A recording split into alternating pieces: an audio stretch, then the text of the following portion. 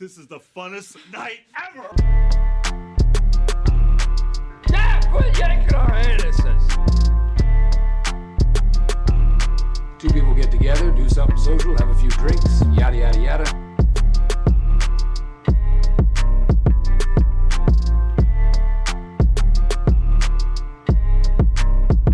It's called Two Brothers. Two Brothers. It's just called Two Brothers.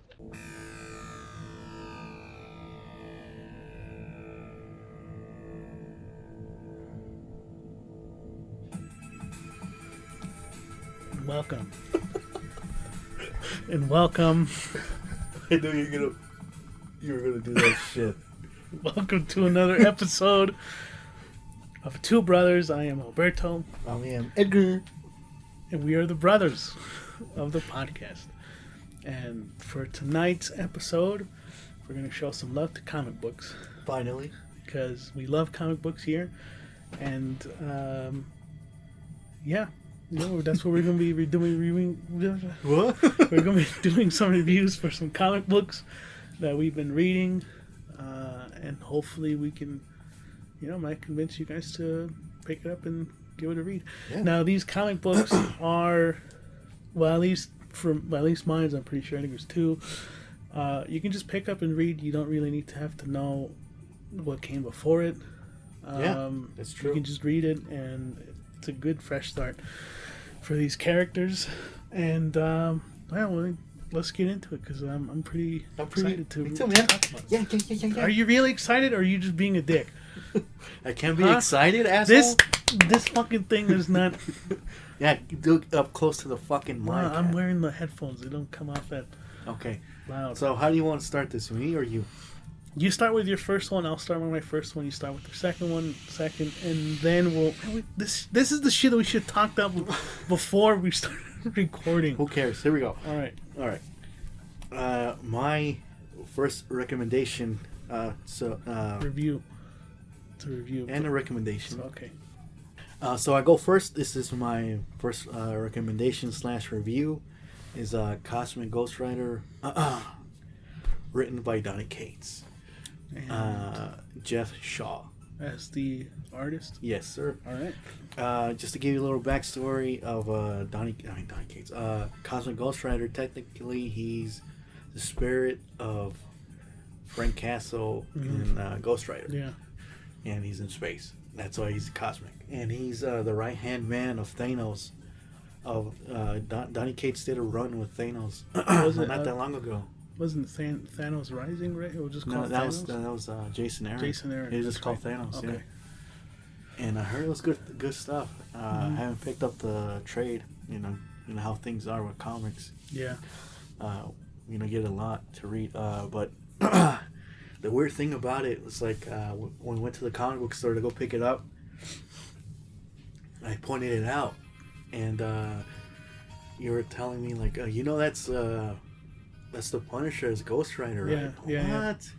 And that hooked me. I didn't know nothing about it. I didn't know that it was part of Thanos or whatever, right? It's a good hook, dude. Yeah, that's all you told me. It's like that's the Punisher as Ghost Rider. I'll pick it up. And by that first issue, dude, I was blown away. I was so fucking hooked. I couldn't stop talking about it.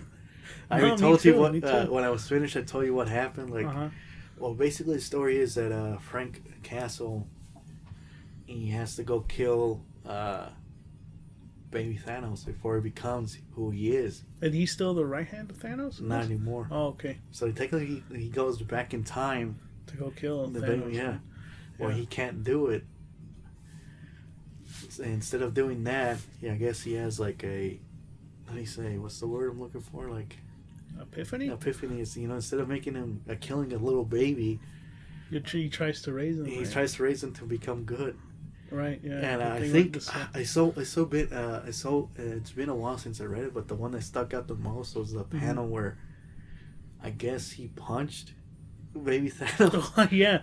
It's coming back to me now. And that's how he took him, and I guess across the galaxies, he just tries to raise him to become good, but throughout the series, he's just evil. Yeah. But it's so fucking cool of a concept. I don't want to keep ruining it because it's a good fucking read. It's only 5 issues, I think, 4 or 5. By now you can pick up the trade. Yeah. But man, it feels like watching an animated film of Marvel. You know, Marvel. That's how it looks. You know, Yeah. and yeah, it's just for me, I fell in love with that character. I would say he's one of my favorite characters from Marvel now, like Cosmic Ghost Rider. Yeah, I haven't seen him pop up that much. Wasn't he a part of the Guardians, right? For a while. For just like a small little event bit there, yeah. Which sucked, but that was going to be a big part of the new Guardians, but yeah, I guess not. Jeff Shaw did such a great job on that run in terms of like the colors they pop out, and it's like such a treat to just read, you know, not just because Donny Cates is writing it, but you're also having some really great like splash pages, and I don't know, the art just really speaks to me, you know. I haven't read, like, honestly, like with the Cosmic Ghost Rider, I don't think I've read a comic book that looked that colorful, you know. So reading it, and even his design, just he looks so fucking cool, badass, right? So yeah, I also enjoyed it too. I don't know if you guys seen like the pop. The pop also look. I think it's somewhere around here, but yeah. He has the little baby Thanos with him and everything. And there's like an actual figure too, right? And it glows in the dark too. So like fuck, man, he's become a favorable character, you know, for the comic book community. Yeah.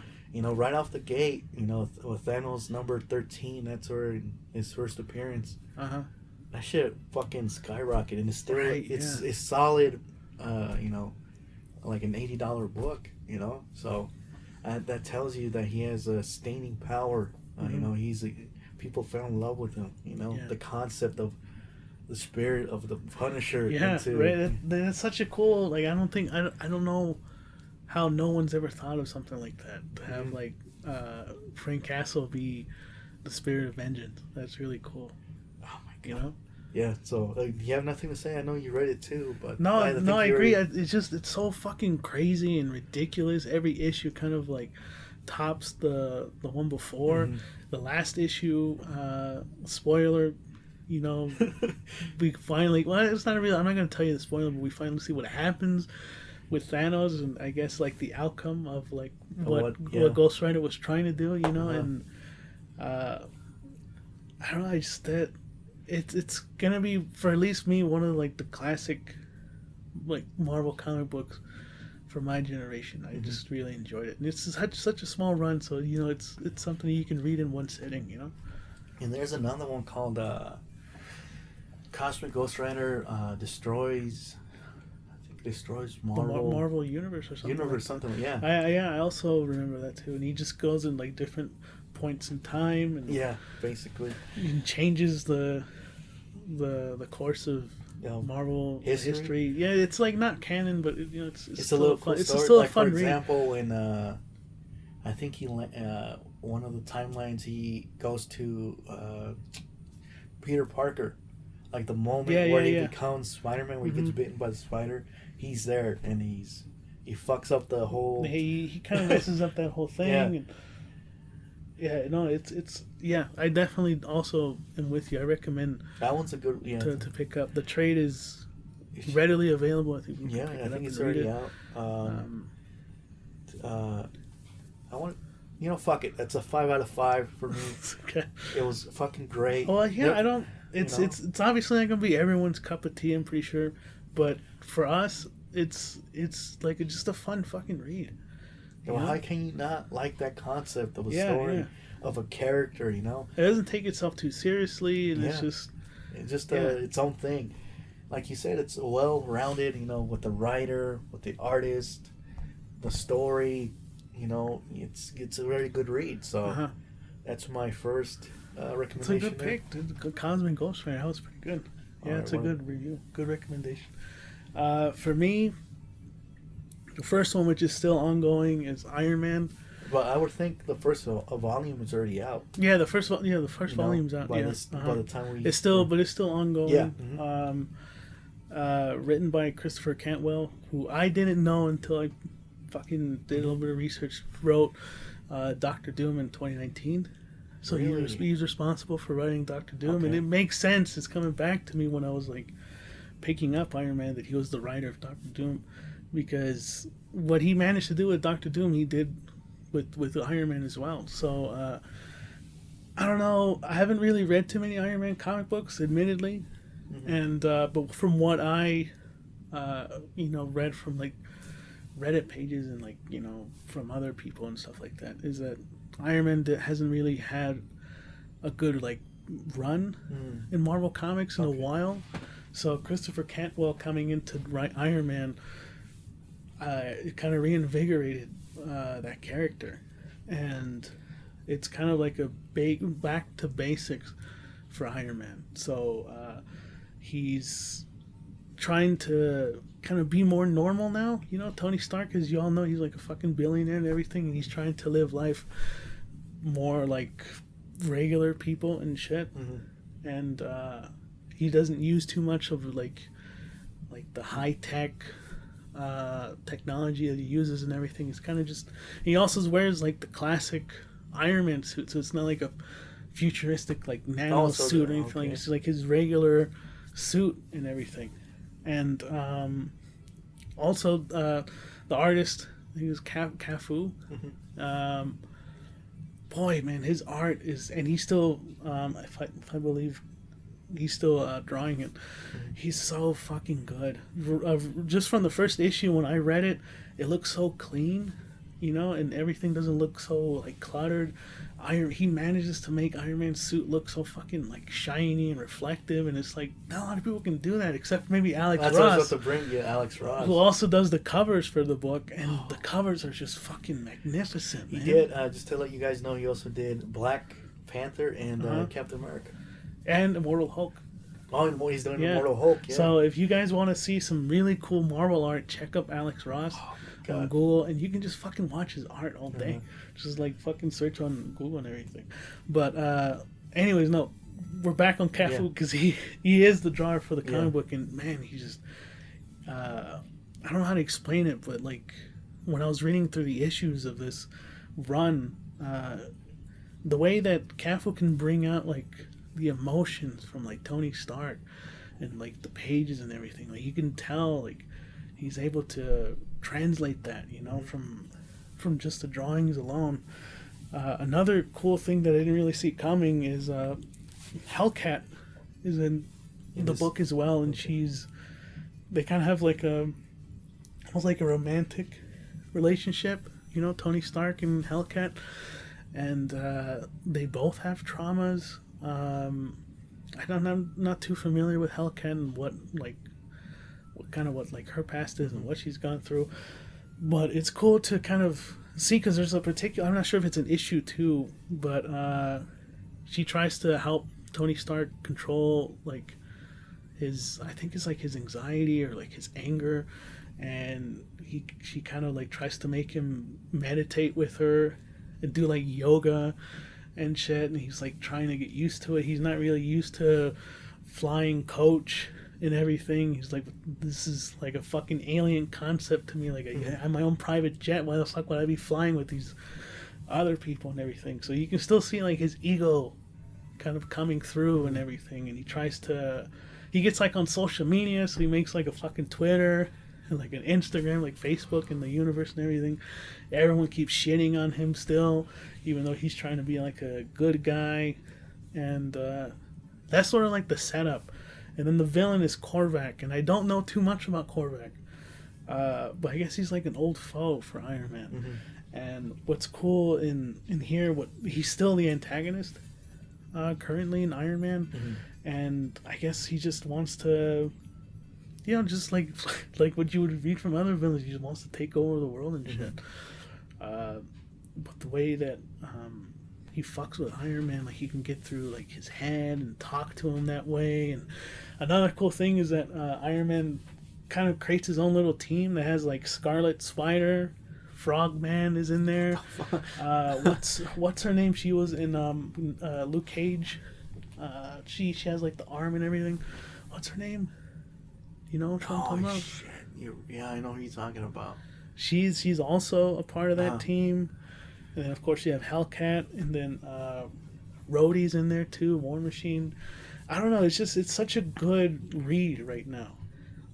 That's like the one I'm looking forward to the most every time I pick up like a Marvel comic from our pull list is Iron Man, because Iron Man is just killing it right now. And Christopher Cantwell just, I don't know, he's kind of bringing fresh life into this character.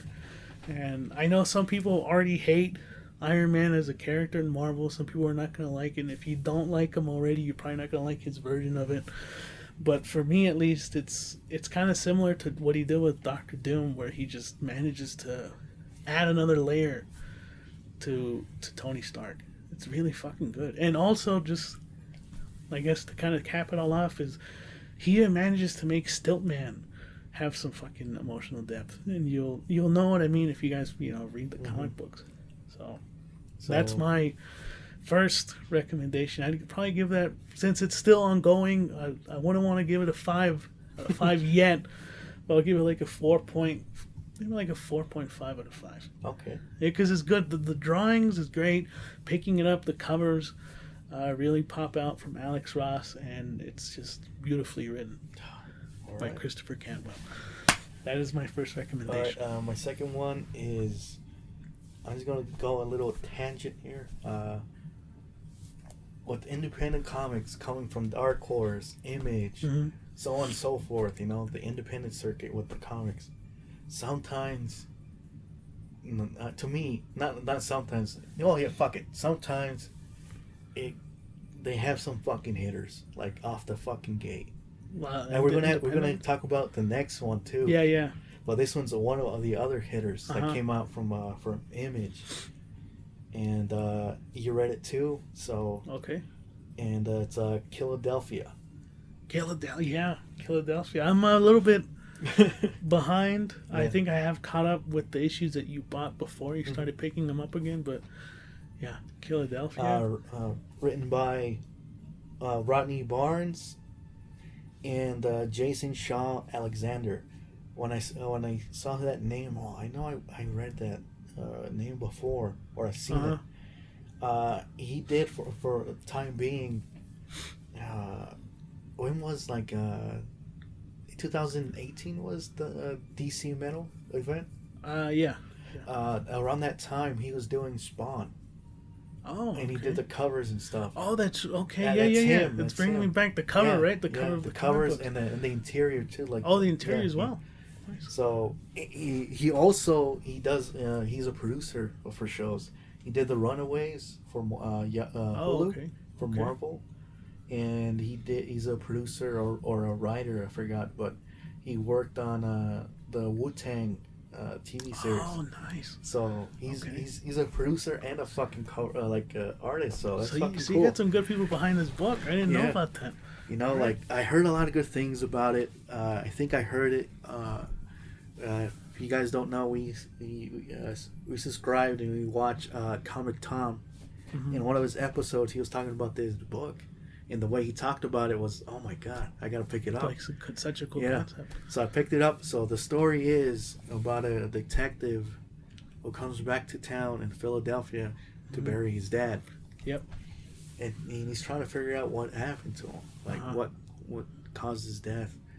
And when he goes to his dad's, I guess, like his office at his house, and he sees clues of murders around the town of Philadelphia. It's like a case that he was working on it. And he tries, he finds out that he was trying to figure out if there was vampires in Philadelphia. Yeah. And while he was finding the clues and stuff like that his dad left for him, I guess it points out for him to dig them up. And so that's what he does. His dad hinted that, so he goes to the cemetery. Picks up his dad's grave, and there he is. He's alive, right? He's a fucking vampire. And that's the end of the first issue. That was the first step.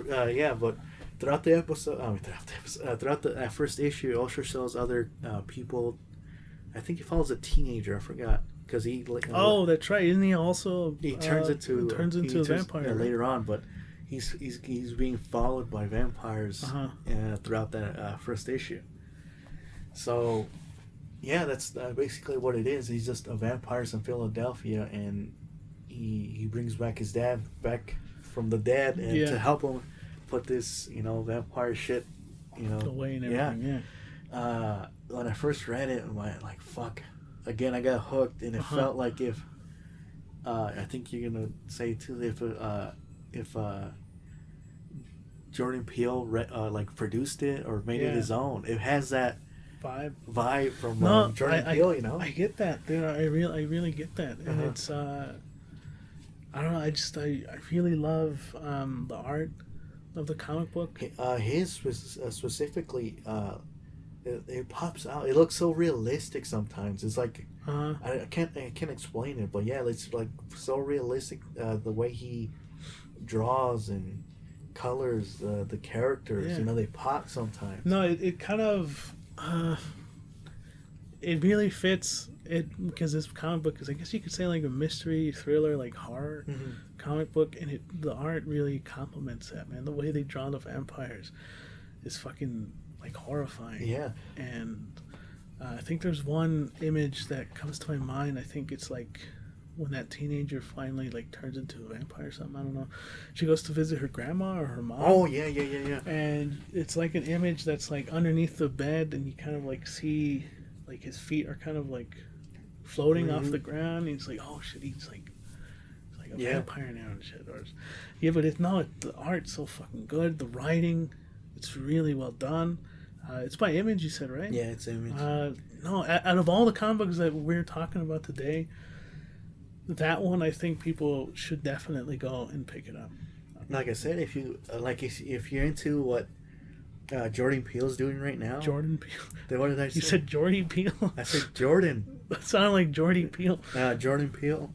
And if you like his stuff, this is like something that he would write or I think produce. he even talked about it, right? I think was it Chris Rock? Because you have like little reviews on the back of the comic book. I think he said something, right? Yeah, in the first issue, he said. I feel like he said a little quote, and it was from him, which was weird because after I'm all, this feels like something he would write. Then fuck. So yeah, dude, like some pages do pop out when it's like when they introduce the vampires, like their eyes, like yellowish. Kind of like red, glowishing, like it glows and everything. Yeah, and they have these teeth, sharp teeth. It's just like it's not your traditional fucking vampire shit. Even though it is, but it has layers to it. It's so fucking good. Like, the first storyline, is basically then just taking out this. What do you want to call it? Like a fucking crime syndicate of vampires? Yeah. What isn't it? No, go ahead. I don't want to. No, agent, and then they figure out that the vampires has existed throughout time. Back in the 1700s, and once they take out I guess one of the leaders of this little crime syndicate of vampires that's going on in Philadelphia. I guess her wife takes over, and that's when the real shit happens. Like shit hits the fan or what? Well, yeah, it hits the fan because like they have their own, like, kind of like what do you want to call that? Like, that a bad guy from Resident Evil 4, the guy with the claws, with the. Oh yeah, I know what you're talking about. Yeah. And they have one of those type of guys. Oh shit. Right, like the right hand man type of thing. I'm going to spoil a little bit. This is further, is this past what I'm reading? Yeah. Okay. I even told you. I think you might have. Yeah. Like, supposedly, in this comic book, there's a famous rapper that comes into town. And he kind of looks like Drake. So they send in that vampire, this brute. Yeah. And they kill him on stage to send a message. That they're still, running shit, the vampires. And that's like, holy shit, dude. Then there's like more gruesome shit that they do just to send out messages like, we're going to take over and this is about to happen type of thing. Yeah. So, yeah, it's just, and I guess it's nominated, and I'm not sure if it won yet, but it's nominated for an Eisner, too. Which that doesn't surprise me, dude. Yeah. Just based off the issues that I've read, it's fucking fantastic. What do you have to say? Do you have anything? Well, I was gonna say, isn't because I don't want to spoil too much, but one of the people that they mentioned who is a vampire was a political figure, right? Yes. Do you want to spoil who that is or no? Yeah, fuck it, make it more exciting. Well, when you told me that, it was like, oh, like John Adams is a fucking vampire. Yeah. And I was like, oh shit, like he's basically like the, at least from what I really, he's like the main bad guy or something. And it's like fucking, that's a cool fucking twist to put on like a vampire comic or like story. You know, that you have these people that have been vampires that you didn't know that, you know, all this time they were vampires. It's really cool. You already kind of said it. You know, this is a really good fucking book. Yeah. And like I said, out of all of them that we've been talking about, it's probably the most violent, and also the one I'd recommend the most too. I'm right there with you. It just feels like a TV show. Like it has those episodic continuation type of thing. And yeah, it's just like it feels like if he produced it, you know, Jordan Peele, or so like. Yeah, it just feels like an HBO type of show. Well, isn't it being optioned right now for a show? Yeah. So I wouldn't be surprised if we see this on HBO or some shit. Like, oh my god, it looks like it's that fucking good. Because I know you said it's nominated. I just want to see who they attached it to. But yeah, I guess there's like 2 or 3 volumes right now, and you can pick them up. Image, what they do. Little fact is, for every first volume. Not all of them, but mostly all of them for their first volume, it's always $10. Oh, nice. Always. That makes sense. So yeah, so that makes it so people can pick it up, and if they like it, then continue picking up all the other trades. So that's such a great thing about independent comic books, like you were saying, that they come out with so many cool concepts for comic book stories, and you know, not just like Philadelphia. But, you know, you like, obviously you had The Walking Dead, which became like a mega fucking hit and became a TV show. But I feel like independent comic books is where it's at right now. Like, don't get me wrong, I still like Marvel and DC. But, you know, Boom Studios is making some really fucking good shit. That's it. Like they did with Red Mother. Right? They wrote, they published that. Dark Horse, which I talked about on the podcast, Orphan and the Five Beasts, The Worst Dudes. Once I get enough issues in, I'm going to talk about that. I think the one you're reading, I think it's the last one. Oh, really? I think it's for a while, because it said it's coming back in October. Oh, okay. So, but yeah, that's a good fucking comic book too. It's just I'm telling you, I can name the ones that, you know, once they release right away, you picked up how do you say, momentum, or like with the comic book fans, like Philadelphia, Ice Cream Man, God Country, Walking Dead, Something's Killing the Children too, which we talked about on the podcast as well. Was it called Shadecraft? Shadecraft. That was at the same week. It was already optioned for a movie or show. I forgot. Yeah, so I mean, for anyone who's like intimidated about reading comic books, whether it be Marvel or DC, a great alternative is independent. You know, pick your poison. You got plenty of independent comic book publishers, and they're all doing fucking fantastic. So anyone who's like, I don't know where to start with Marvel or DC, like, you don't necessarily have to. Image has their own fucking universe. You know, it's Spawn. Donny Cates is writing crossover. You know, you can read that.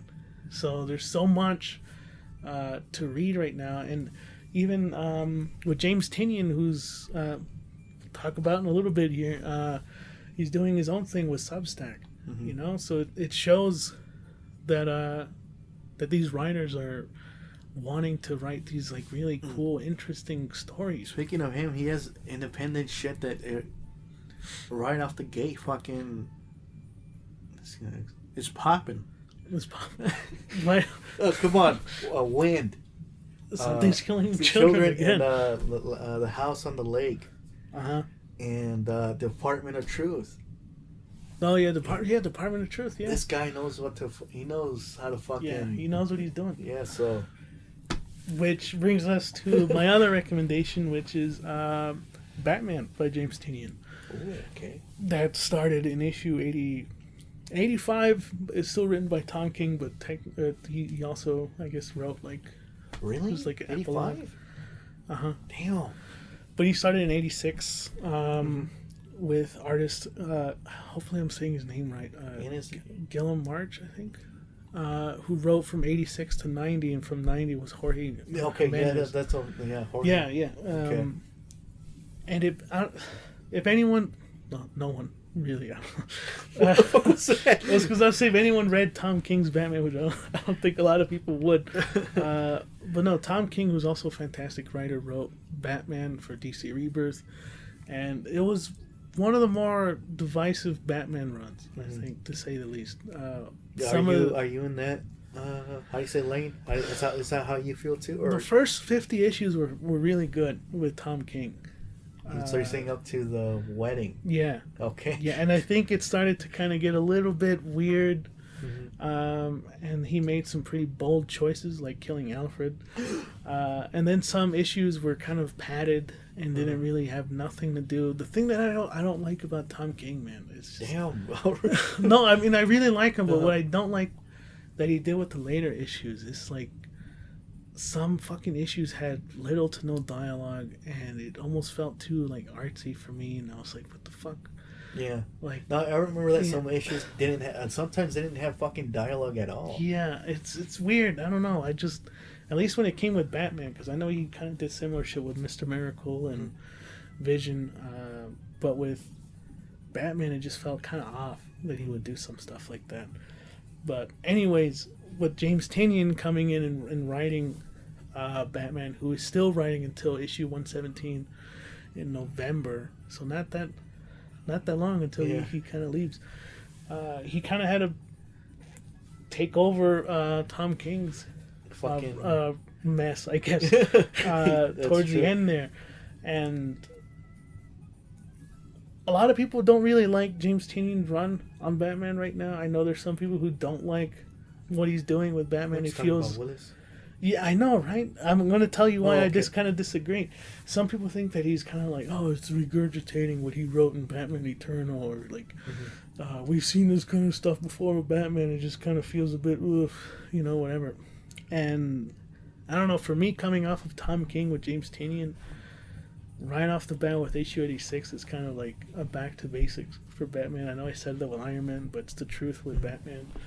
And it just feels like, I don't know, it just feels like a fucking TV show, like a cartoon show. You know, it just feels really nice to read something that's a bit more coherent than what like fucking Tom King wrote. Yeah. And he introduces, I don't know if I think he's like a new villain, the designer, who basically his power is like he's able to kind of figure out the weaknesses of like fucking superheroes. Yeah. And what's cool is that like he brings all these villains like Catwoman, Joker, and Penguin, Riddler, all these fucking villains. After they got their fucking asses handed to them by Batman so many times, and the designer's like, look, I'll give you the way to beat Batman, or whatever. Like, I'll give you fucking like the cheat codes. Basically is what he's telling them and shit. And, like, in return, you can do shit for me and all this and blah, blah, blah. I don't want to spoil that. And, I don't know, the designer was kind of an odd villain. Yeah, I remember the designer. He sounded very interesting, but then it kind of led to nothing once true. Joker War started. But for as many, like, misses, well, not many misses, but for some misses that there are in his run with James Tynion, still really enjoyable, and I really liked it. And this is going to be more of a review than recommendation. Okay. Just because I do feel like you do have to read Tom King's run for Batman to kind of understand what's going on with James Tynion's run. That's okay. Yeah, I can see that. Yeah. Okay. So this is more like my review. But it really picks up steam with Joker War. I think you'll agree. No, I was about to say that's when it picks up. And it kind of only lasted for like 10 issues. I think it started in issue like 90, 95, around there. It didn't last too long. Maybe Joker War. 5 or 6, I would say. Yeah. And it kind of feels like that's when James Tynion started getting into the swing of things. The way that he did Joker was kind of similar to how he did Scott Snyder, which, if people don't know, James Tynion worked assisting Scott Snyder with like doing some stories, right, with Batman. Is his protege? Basically, yeah, and it shows because I don't know if this is. I don't think I want to say it's a complaint, but boy, does he write so fucking much, man. So does Scott. Yeah, but like James Tynion, I think he does it to a fault sometimes. And in Batman, it feels like some issues feel really fucking padded too. Like all he does is just fucking write a bunch of exposition instead of like showing you what's happening. He kind of just fucking tells you, and that kind of ticked me off when I was reading. I was like, oh my god! When I would turn a page and there's all this fucking dialogue of like, but it's still worth reading it. Because overall the message is about hope, you know, because Batman is kind of in a bad place after Alfred dies. And it only gets worse for him, you know, because like Joker ends up inheriting all of his fucking money and overtaking Gotham. He reanimates fucking Alfred and has Alfred talk shit to him and all that. Like, what? That wasn't that in his head? It might have been, I think it was a hallucination, but it still felt really fucking real. He's still dead. I don't know. Yeah, he is dead, but like they brought like a fucking looking like a zombie version of Alfred. Oh no, yeah, that was a fucking. It was in his cabeza. Yeah. But it's like the way that the Joker fucks with him mentally. Yeah. And, it's like you've seen it before, but I don't know. It's still, I like when writers kind of write Batman in a way that like feels like you can have hope at the end of the tunnel. You know, like there's light there at the end of the tunnel. Can't dismiss what he did with the Joker War. He introduced not a lot, but he did introduce a few new characters. He introduced Punchline. Was the big hit. Molly, Miracle Molly wasn't until it was after. That was after. And he also did Ghostmaker as well, which I don't really like Ghostmaker, but he did Clown Killer, right? Yeah, he also did Clown Killer and Joker War as well, but no, man, I enjoyed it still too, and it's still ongoing. I would say it's not my favorite Batman run for sure. I still think that Scott Snyder is my favorite because that's just what I kind of gravitated towards when I was starting to read comics, is Scott Snyder's version of Batman. And that's kind of the big thing with Batman, right? Because like he's written by so many fucking people, so there's so many interpretations of Batman, and so this might not be your cup of tea. Some people may not like how James Tynion writes Batman, just like some people may fucking hate Tom King's edgy version of fucking Batman, which it was pretty edgy in Tom King's run as well. But one of the better highlights of his run is Jorge Jimenez, who fucking draws. I was gonna bring him up, like when I think he got introduced when the Joker War started, and that was a great pick because it, like you said, it feels like if you're watching again, like the animated series or something, right? Yeah. Like a show. And it does pop, dude. It does, man. It really does. I don't know. I can't put into words the way that guy's. He's gonna go. You know, he's gonna go places. Yeah. No, he's such a fantastic artist for this comic book. He's probably one of my, if not, just weird because we talk about how great fucking James Tynion is, but I think I go for the fucking art with this run. He's really fucking good. But if anyone's interested in reading James Tynion's run, which, I mean, I think that there are better, I guess, story arcs with Batman to read, I would say definitely read Tom King's run with Batman. At least, well, you definitely have to read all of them. But the first 50 issues is fantastic. But for me, I think I'll give James Tynion's run so far probably like like a 3 out of 5. Still pretty solid, you know. Really? Yeah. I thought you'd be more excited of what he's doing. Well, the thing with James Tynion is I think his forte, I don't know if that's the right word, I think he's really good at doing independent comic books. Okay. You know, mimetic or mimetic, as some people like to call it. Like you said, Something's Killing Children, Wind. Oh, Mintic, you forgot about that one. He writes really good independent, That's true. like Yeah. original stories. He's really good at doing that. But when it comes to writing stuff like Batman, I think that there are better writers out there suited for that material. Okay, I agree with that. And it makes sense that he's leaving like DC to do his own thing, and because I want to read more of his original stories.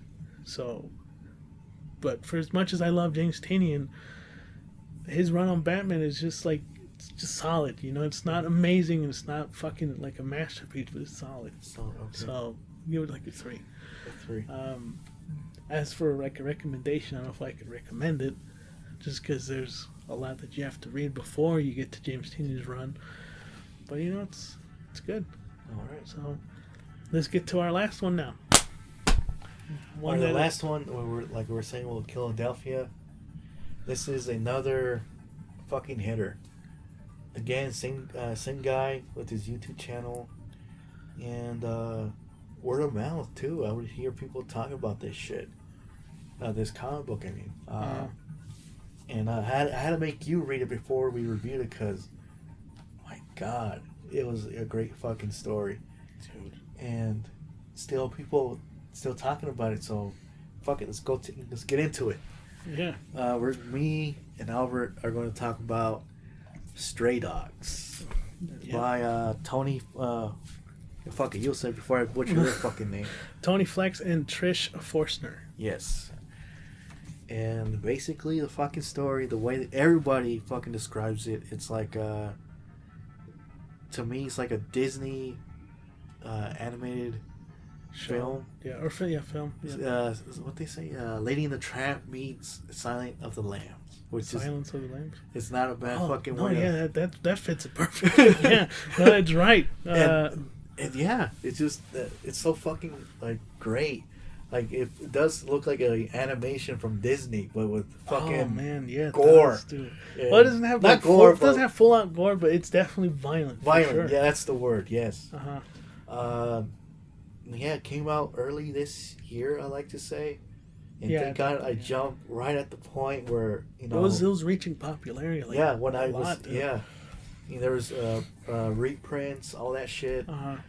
So the story is basically this dog gets adopted by an owner with other dogs. Basically, kind of like a what do you call that? Well, basically, this guy just adopts different type of dogs, and he has them. Yeah, I guess. And this dog, little by little, she remembers what happened to her owner. Sophie is the dog's name. Yeah. Sophie? Sophie is the dog's name, yeah. Sophie, little by little, gets her memory back, and she figures out what happened to her owner. Yeah. And she tries to convince all the other dogs of what's going on. Well, should we spoil this comic book, or should we just give like a spoiler-free review?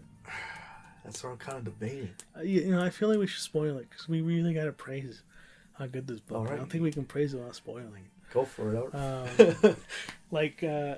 Well, the way it opens is it kind of starts with her owner, Sophie's owner, taking her to the vet and everything. She looks like really nervous, and they bring her in, and the owner tells the vet's like, oh, I'm always so afraid of like that she's gonna hate me, that I keep bringing her in to get her shots. She always knows. And I was like, oh yeah, well they have short attention span, or like short-term memory, like they'll forget in a week, don't worry about it. And then it like cuts to her waking up in this like new house or whatever, and she's met with all these other dogs, and it's like, where am I, what the fuck is going on? And she gets introduced like to all these fucking dogs. I can't really remember a lot of their names. It's really hard to keep up, but there's a bunch of them, and it's kind of like a little bit funny, you know, because like the way Trish writes the dogs is kind of like how you would kind of see how dogs are. They're kind of like they fucking get kind of like their short attention span. They like fucking think about what to eat and like, oh, the door, let's the owner come back, they gotta feed us and shit like that. Kind of thing. It's kind of cool. And then I think she gets like a scarf, like her owner's like. No, she scarf, smells. Right? She smells it, right? And then she follows the scent and sees it, remembers, and figures out that the person who, I guess, takes her in is a serial killer. Yeah. And this serial killer has been killing all these dogs, owners, and taking them for his own. I guess, yeah. And it's kind of also a bit sad to see because these dogs don't really remember their owners, and they're like, what are you talking about? Like, this guy feeds us all the time. Yeah. This guy's super chill. Just like, you're on some crazy shit. And everything. And then it just kind of continues to slowly unravel as each issue continues on, and other dogs start to remember. And I think one dog in particular says, like, you know what, how we just let's call the cop. We'll use the phone. And like, what are you talking about? How they don't know, we can't speak English. And so like, but they have to come. They eventually show up, and you see how that owner kind of like, so like, it's so foreboding, so ominous, you know. It's like how he treats the dogs. Like, he seems like he's cool, but like puts them in, like, what is it called, like the little shed out in the back for punishment and everything. And it kind of keeps you on edge. You're kind of rooting for these dogs to fucking escape and get the fuck out. Each issue it builds tension because she's trying to convince every dog, like, this guy's a fucking killer, dude. Yeah. Like, what the fuck? Like, he killed your owners. Like, no, he's like you said, he's our owner. Yeah, it's just, oh my god. And then it culminates in this really messy, action-packed last issue where all the dogs kind of team up to fight this fucking owner. And I don't want to spoil what happens after that, but it's like so fucking. I'm kind of sad it was only 5 issues, so hopefully by the popularity of the comic, you know, they can do another spin-off. Oh, I feel like they're definitely going to go continue with this. Now that I think about it, it was Comic Tom, shout out, and a TikToker that was talking about the comic book. And now I gotta see what the fuck they're talking about. And it's gonna keep going. It didn't disappoint. So I don't know what to say. Like, that basically just covers it. Like, it's like really like it puts you. How do you say? Like, if you're really watching, like Lady of the Tramp movie, but with but it's like rated R. Yeah, it's so cool. Like, it's the way kudos to the artist. Tony Flex? No, it's Trish. Trish? Yeah, Trish? Yeah. Okay. Like, she knows. Oh, and Tony too. He does it. He does the dog designs, I guess. It's just it just feels like a Disney R-rated film. It's so great, and like a lot of comic book writers and creators give props to it. Like in each issue, you have different people talk about it. Like Scott Snyder also said something about it. Brian Michael Bendis, people like that. You know, big names. Like, this is so fucking original. Like, I can't believe I didn't make this up. Like, it's so great. You know, seeing other people praise this, and it does deserve that. It's so fucking original, so great. Like I said, story, art, fucking everything pops, and it's so grounded and great. Nah, I wish I could talk about the ending, because the ending was really, like, it kind of gives you that release, you know, from all that tension in the end. But I don't want to spoil what happens in the end, but it was kind of like a little, like, almost bittersweet moment, you know. So I definitely fucking recommend that. The cool thing is they're going to cons now, this team. And if you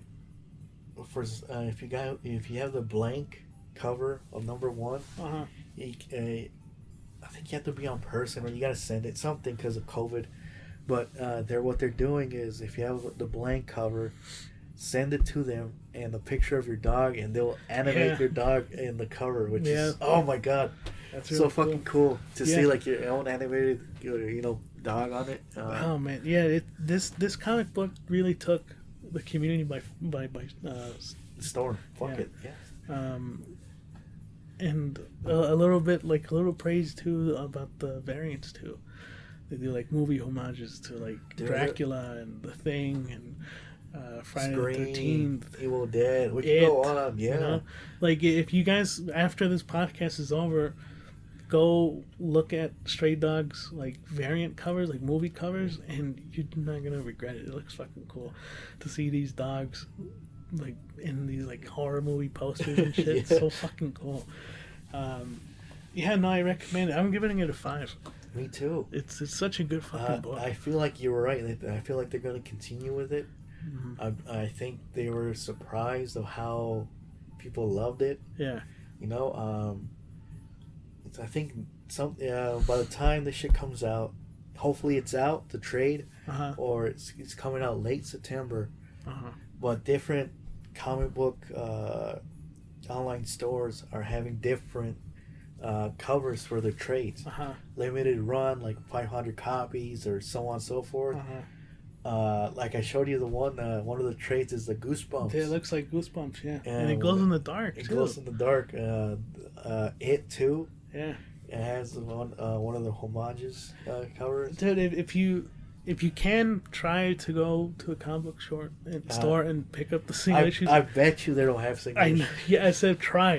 Otherwise, that would be the perfect way to read this book, is to pre-order the trades and wait, because it's just in time for fall, for scary month, and read Stray Dogs. It's a fucking good read. Yeah, it just I keep hearing people that even though they pick up the single issues, they're gonna pick up the trade because that's how. I think we're gonna do it too.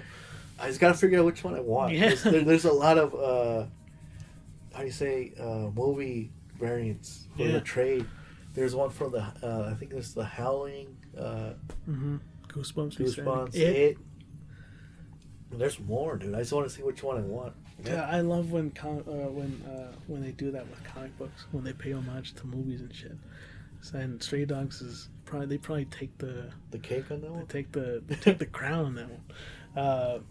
But yeah, so hopefully you guys enjoyed what we were talking about with comic books, and hopefully that convinces someone to go out and pick up these books, whether it's like on Amazon or going to a comic book store. Out of the ones that we've talked about, I think Stray Dogs and Philadelphia is the ones that I strongly recommend people go read. Obviously, go read all of them. All of them. But those two, I think, people should definitely go read. They're such good reads, and you can finish them in a day. Especially Stray Dogs, and even Cosmic Ghost Rider definitely. Yeah, it's also. Yeah. So, hopefully that convinces someone. This is why we love comic books, and we'll continue to show our love for comic books. We'll talk about more.